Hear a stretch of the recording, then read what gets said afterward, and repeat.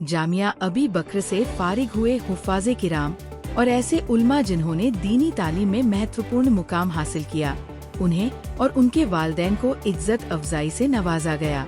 इस मौके पर जामिया अबू बकर के नाजिम जनाब कारी शहजहान, सेक्रेटरी इंजीनियर जनाब अनवर, मौलाना जनाब वजीर कासमी, जनाब मस्कूर, इमारत एशरिया के मुफ्ती जनाब शाहिद कासमी, मौलाना जनाब नौशाद नदवी, मौलाना अफरोज, जनाब अज़दुर रहमान, जनाब सरवर, मौलाना जनाब मुबारक, जनाब मुफ्ती साकिब कासमी, जनाब मुफ्ती शहकार कासमी, वार्ड पार्षद जनाब निसार आलम, जनाब यजदानी व अन्य लोग मौजूद थे।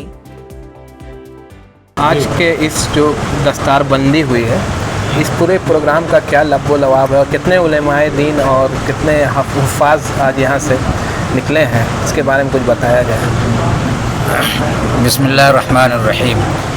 ये प्रोग्राम जो अभी आपने देखा अभी और चल भी रहा है, इसका पस मंज़र ये है कि धनबाद के जिन बच्चों ने तालीमी मैदान में तरक्की की और जिनकी इब्तिदा और आगाज़ इस मदरसे से इब्तिदा शुरुआत हुई, ऐसे बच्चों की तकरीम और इज़्ज़त अफजाई की जाए।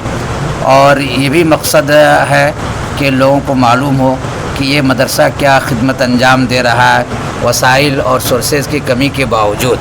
और दूसरी बात ये कि धनबाद शहर की जो पहले हालत थी आज से 25-30 साल पहले, अब अल्हम्दुलिल्लाह उस हालत में तब्दीली आ रही है।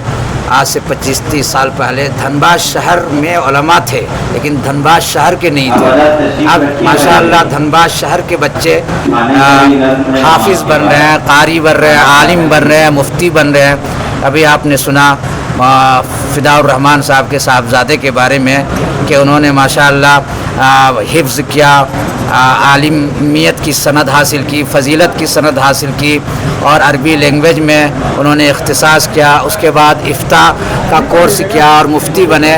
तो ये धनबाद शहर के लिए बड़ी खुश आइन बात है और ये फ़ख्र की बात है। और इस प्रोग्राम के इनेकाद और करने में जिन लोगों ने बढ़ चढ़ कर हिस्सा लिया, मुफ्ती शाहिद साहब कासमी जो दारुल क़ज़ा इमारत शरिया के मुफ्ती और काजी हैं, इसी तरह इस मदरसे के सेक्रेटरी इंजीनियर अनवर साहब हैं और इस मदरसे के ज़िम्मेदार कादी शाहजहाँ साहब हैं, मौलाना अफरोज साहब हैं, मौलाना शाहकार साहब कासमी हैं और सदर साहब जो इस मदरसे के हैं जमील साहब। इसी तरह और भी इनके रफ़क़ा और मुआविनीन और मददगार हैं, जिन लोगों के ताउन से और जिन लोगों के नेक जज्बे की वजह से ये प्रोग्राम मुनक़िद हुआ, ताकि लोगों में शौक़ भी पैदा हो और लोगों में मदद करने का भी जज्बा पैदा हो।